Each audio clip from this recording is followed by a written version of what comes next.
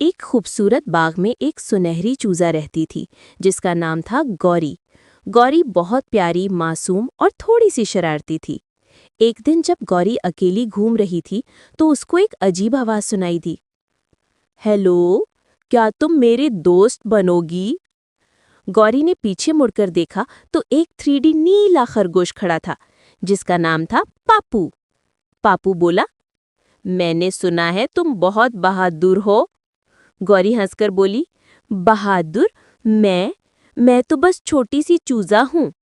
उसी वक्त जमीन हिली और सामने से एक रोबोट कछुआ निकल आया जिसकी आंखों में सुर्ख लाइट्स थीं।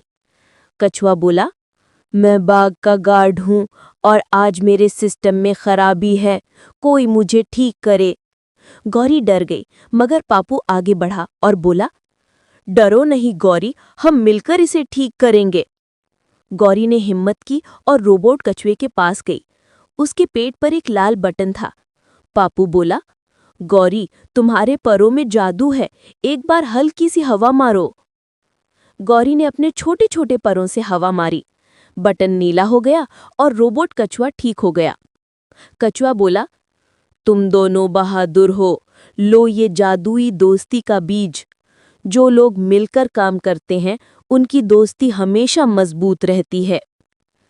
गौरी, पापू और रोबोट कछुआ तीनों अच्छे दोस्त बन गए।